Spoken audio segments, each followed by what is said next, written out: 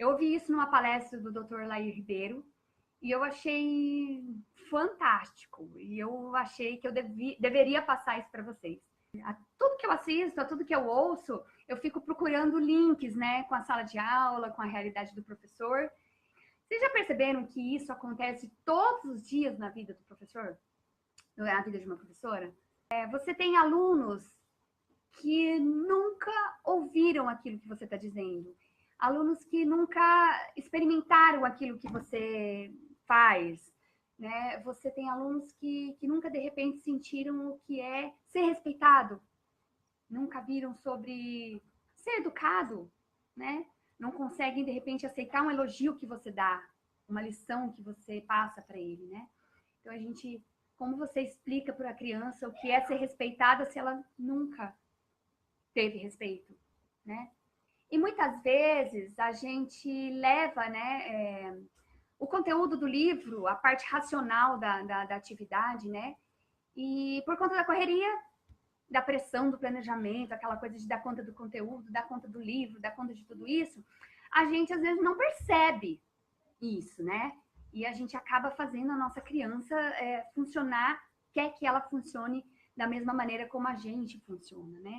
E a gente, na correria do dia, a gente não percebe que a gente está o tempo todo trabalhando nessa mesma analogia do sapo, né? Ensinando algumas coisas para alguém que não faz ideia do que é o que a gente está falando, ou para que sirva tudo isso, né? Agora, você imagina um exemplo. Uma pessoa de 50 anos explicando alguma coisa para um adolescente de 15, tá? É super normal. Isso é o que a gente tem na sala de aula, né? A pessoa que tem 50 anos, a professora, né, de 40, 50 anos, ou a mãe, ou um pai, eles já tiveram 15 anos uma vez na vida.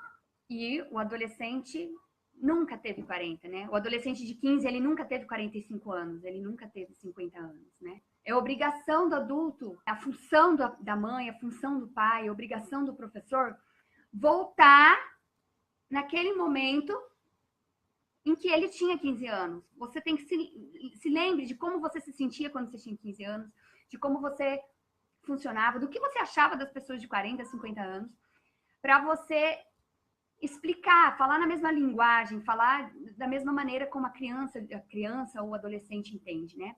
Então, é obrigação do adulto voltar na idade das pessoas para quem você está explicando, né? Para que você tenha resultado. Se você não voltar nessa idade, você não vai ter resultado. Então, você precisa voltar a pensar como um adolescente pensa.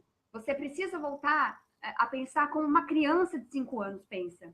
Você precisa voltar a pensar como uma criança de 3 anos pensa. Você fala, não lembro como eu era com 3 anos. Mas, assim, imagina assim, a criança de 3 nunca teve 15. A criança de 3 nunca teve 30.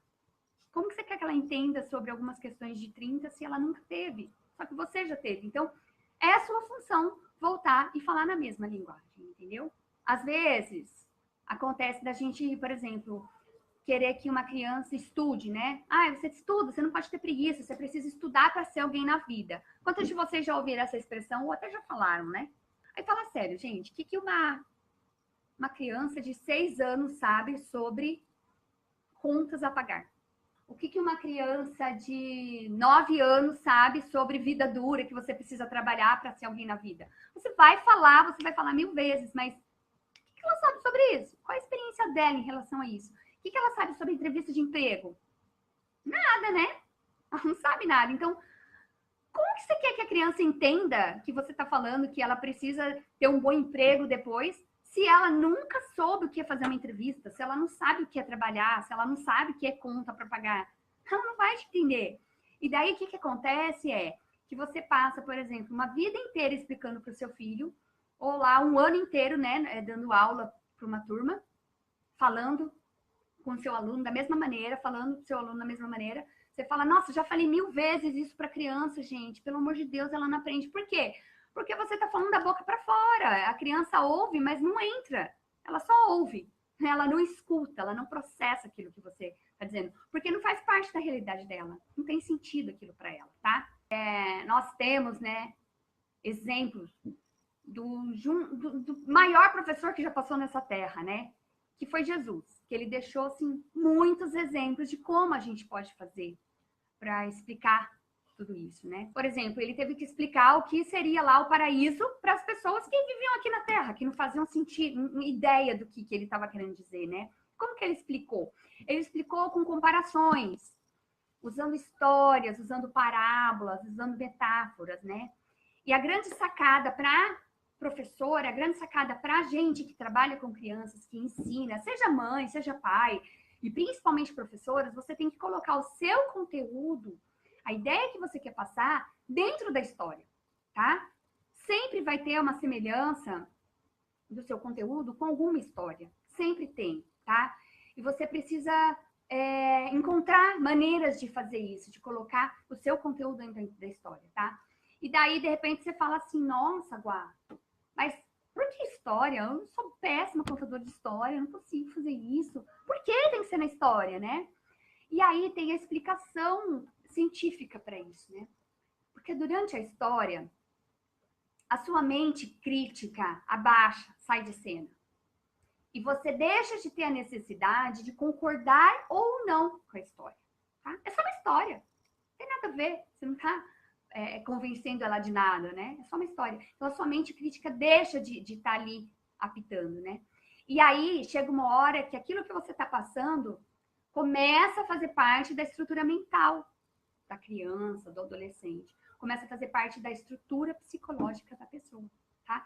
E aí, quando isso acontece, é quando você realmente tem aprendizagem, é quando você consegue fazer com que o outro entenda o que você está querendo dizer, né? É quando você consegue fazer entender o que é a onda do mar para o sapo, né? É nesse ponto, entende? Quando você consegue trabalhar de maneira que a criança nem percebe que está aprendendo e de repente ela aprendeu, né? A gente tem uma coisa assim que a melhor maneira da gente ensinar uma criança, da gente ensinar alguma coisa, é dando exemplos, né?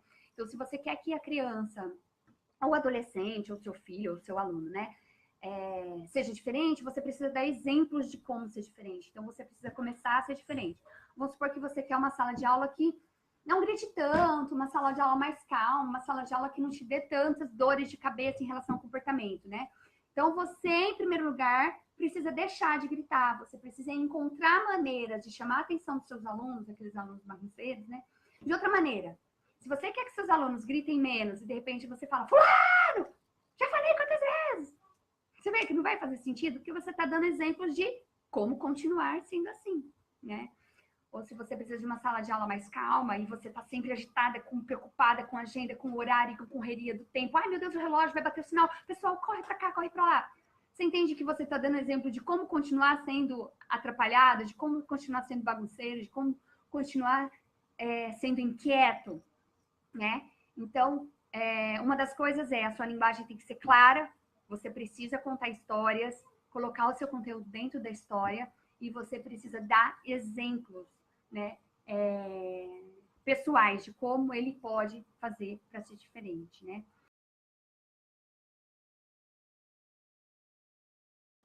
Eu venho com um exemplo que aconteceu comigo hoje. Ele é aluno, né? Ele é um paciente meu que ele não gosta de estudar, ele tem preguiça e ele não suporta estudar, né? E aí a gente vem trabalhando sobre isso, né? Gente, por que a gente tem que estudar, né? Como eu sei, né? Que tudo a gente pode passar por meio de histórias, da maneira mais lógica, passando por histórias e criando, né? Um contexto para que ele entenda e se veja dentro da história. Eu contei o seguinte para ele, que existia um exército, há muitos anos atrás, existia um exército em que os soldados, né, eles tinham um general muito bravo, né? Era um general que as pessoas elogiavam, as pessoas falavam muito bem dele, e ele era muito rigoroso, ele é muito bravo, né? E os soldados todos obedeciam, sabe? E, na verdade, todos ficavam sempre assim, né, alinhados, aquela coisa toda, né? E tinha um outro exército em que as pessoas não falavam muito bem do general, sabe? Ele não tinha muitos elogios, né? E ele estava sempre em silêncio, as pessoas eram quietinhas ali. E ele conversava muito com os soldados. E as pessoas falavam assim, você conversa muito, eles não te respeitam, eles não te obedecem. Quando você for pra batalha, você não vai ter bons resultados, né? Mas esse general, ele conversava muito com os soldados, né? E o que ele mais fazia era ir para casa e estudar como é que as pessoas funcionavam. Ele ia para casa e ele começava a estudar assim, nossa, como eu posso fazer as pessoas gostarem de mim? Como é que eu posso fazer as pessoas entenderem o que eu quero dizer? Como é que eu posso fazer as pessoas aceitarem aquilo que eu preciso? Como eu posso fazer as pessoas a seguirem, né, tudo isso, né? E ele estudava muito. E no dia seguinte ele chegava, sentava com todo o pessoal, com o exército, e conversava, e conversava. E as pessoas de fora ficavam assim, ah, esse general é muito bonzinho. Sei não. Quando esse daí for pra guerra, ah, meu Deus. E o outro lá, todo batendo continência, todo bravão, né? E aí, chegou o grande dia da batalha, né? Gente, enquanto eu contava, meu paciente ficava olhando, em silêncio, né? E aí você vê que realmente as pessoas gostam de histórias, né? E aí, voltando na história, chegou o grande dia da batalha, né? Quando chegou o dia da batalha, todos se alinharam, né? Um grupo foi pra cá, o outro grupo foi pra lá, né? E o grupo do general bravo, do general que mandava e todo mundo obedecia, né? Quando foi pra guerra, chegou lá no meio de todo mundo e tal, os soldados, na verdade, quando viram o adversário, quando viram o inimigo, começaram a entrar em desespero. Não sabiam como fazer, ficaram em pânico e começaram a fugir. Fugirem, o general gritava e falava, ai, eu vou expulsar todo mundo do meu exército, e eu não quero mais ninguém comigo. E eles não ligavam. E aí, as pessoas que estavam de fora olhavam e falavam assim, nossa, eles têm medo do general. E outros voltavam, queriam fazer, mas eles não sabiam o que fazer na batalha. Eles tinham medo do adversário, né? E foi um desastre, foi um terror total, né? E nada deu certo. E, né, o outro grupo, quando as pessoas que estavam lá foram observar o que estava acontecendo com o outro exército, né? Eles observaram que o general falava baixinho e fazia sinais. E todo o exército ia e seguia e conseguia fazer, e ninguém tinha medo do adversário, ia lá e atacava e fazia bem feito. E aí o general se concentrava e dava mais um comando, e todo mundo alinhadinho, fazendo tudo que o general pedia. E aí as outras pessoas de fora, né, começaram a bater palma, ficaram encantadas, falando, nossa, ele tá surpreendendo a gente, meu Deus do céu, o que aconteceu, né? E eles observando tudo aquilo, e foi um sucesso, né? Os soldados, o exército do capitão mais calmo, mais tranquilo, que ninguém falava bem, foi um sucesso e conseguiu vencer a batalha, né? E aí, no dia seguinte, né, os maiorais foram lá conversar com o general bravo e o general mais tranquilo, né?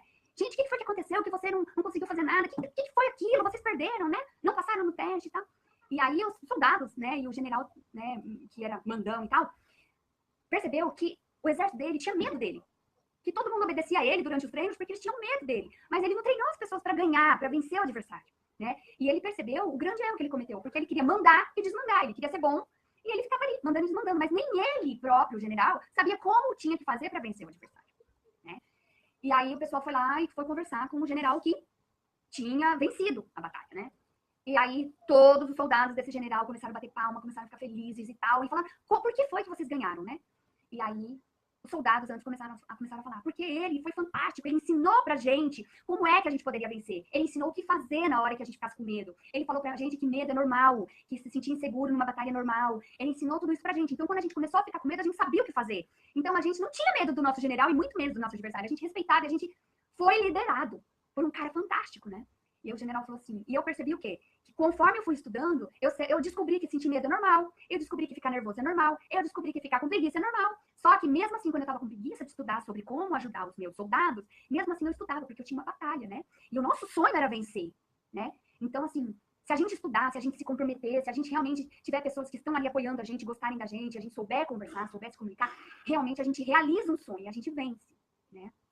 Gente, quando eu terminei essa história, esse menino tava assim pra mim, ó. Ele nem piscava. Foi agora, aconteceu agora. Ele tava assim, olhando pra mim, né? Aí ele olhou pra mim e falou assim, quer dizer, então, Tiaguá, que se eu estudar, eu vou conseguir realizar meus sonhos? Gente, vocês calculam o tamanho da minha gratidão, o tamanho do meu orgulho, o tamanho, foi lá no alto, entendeu? Eu ainda pensei, caramba, vou fazer uma live sobre isso, e foi fantástico o que aconteceu agora comigo, né? Eu falei assim, então, isso daí foi que a história contou. Você acha que tem a ver com a sua, com você? Né? Foi bem no início da terapia, eu comecei a falar, e ele começou, eu falei, eu acho que sim, né? Porque eu estudei bastante porque eu queria ajudar as pessoas a não terem problemas ou dificuldades na escola, né? E meu sonho realizou, eu tô aqui te ajudando, né? Eu também tinha um sonho de conseguir comer no Mac, né? E eu trabalhei, eu ajudei pessoas e eu ganhei dinheiro em troca, eu também comi no Mac, né? Porque você precisa falar na linguagem que seu aluno fala, você precisa falar na mesma linguagem que seu filho fala, na mesma linguagem que seu aluno fala, seu paciente fala. Se ele tem 3 anos, você vai ter que falar como 3 anos. Como ele tinha uma idade de Fundamental 1, Eu falei numa idade fundamental 1, porque eu sei que ele ama Mac.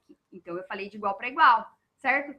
E aí eu falei assim, acho que sim, o que você acha disso? O que você acha que você precisa fazer, então? Qual é o seu sonho? Se você quiser me contar, se você não quiser, não tem problema, né?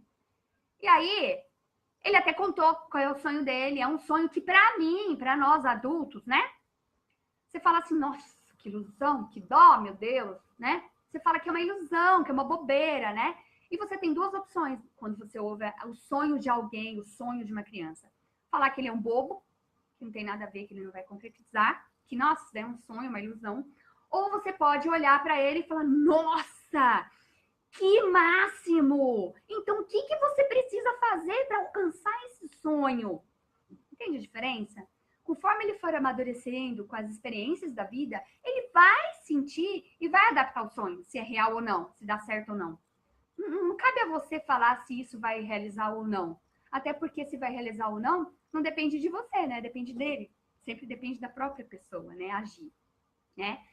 E aí a gente conversou no final da terapia sobre o que ele precisa fazer para gostar de estudar, o que ele precisa fazer para ser um bom aluno, o que ele precisa fazer para alcançar o sonho dele. E não é assim, você precisa estudar para ser mais inteligente. Eu preciso ser inteligente para saber responder as coisas, tá? Por que você precisa saber responder as coisas? Que sentido faz isso, né? Ah, eu preciso ser inteligente para o meu pai ficar feliz. Tá, e daí? É seu pai. E você, tá feliz ou não? Você entendeu que não pode ser externo? Enquanto você fica lá, precisa ser inteligente, tá? E daí? Pra que eu vou ser inteligente? Ah, precisa deixar meu pai feliz, deixar meu pai orgulhoso. Externo, tá? Né? Vai. E aí? E daí se seu pai é orgulhoso ou não? Ah, tudo bem, tá? Mas tem que ser interno. Você tem que fazer seu aluno ter interesse, curiosidade e vontade de estudar por ele mesmo. Então, qual é o seu sonho? Então, eu vou estudar. Então, para o meu paciente, fez super sentido. Ele saiu da terapia com um desenho enorme, lindo, maravilhoso. Ele ficou tão feliz. E imagina, gente, eu trabalho leitura escrita com ele. Ele trabalhou leitura escrita assim, ó, tranquilo, fichinha, foi, como diz ele, né? Foi de boa hoje, Tiaguá, né? Porque aquilo fez sentido para ele, né? Então, recapitulando nossa conversa, né? Para ensinar o sapo que nunca saiu da lagoa, como é a onda do mar, você vai precisar usar histórias, comparações, metáforas, usar de visualizações, usar de ferramentas que possam fazer a pessoa ter curiosidade de saber. Não adianta você falar, ah, é isso, e vomitar ali aquilo, entendeu? Não vai fazer sentido. Então, faz a pessoa ter curiosidade, ficar intrigada, ter vontade de saber, para que você possa ir contando a história e permeando, sabe, o ambiente e fazendo aquilo ter sentido. Eu separei aqui para mostrar para vocês um livro, tá? Porque a gente fala assim, nossa, sou péssima de história, né? Não dou conta de contar história e tal. É muito legal, porque ele ensina exatamente qual é a jornada do herói. Então, eu acho que é um livro que muitos escritores usam, né? PNL usa, palestrante, treinamento. Todos os treinamentos que eu faço, eu uso, tá? O livro para me ajudar na minha jornada. Treinamento, palestra, formação continuada que eu faço com o professor, eu uso. E eu acho legal, eu sempre indico para o professor esse livro. Por quê? Porque o professor precisa disso, né? E às vezes é difícil você saber como você vai terminar a história. Né? Como você vai ter ali, nossa, o auge da história. E esse livro é fantástico, porque ele te ensina a fazer isso, tá? E recomendo para vocês, porque é uma maneira de você ficar pautada, né? Ter começo, meio e fim, porque você tem que ter uma moral da história, né? Um beijo para vocês, até uma próxima e a gente se fala.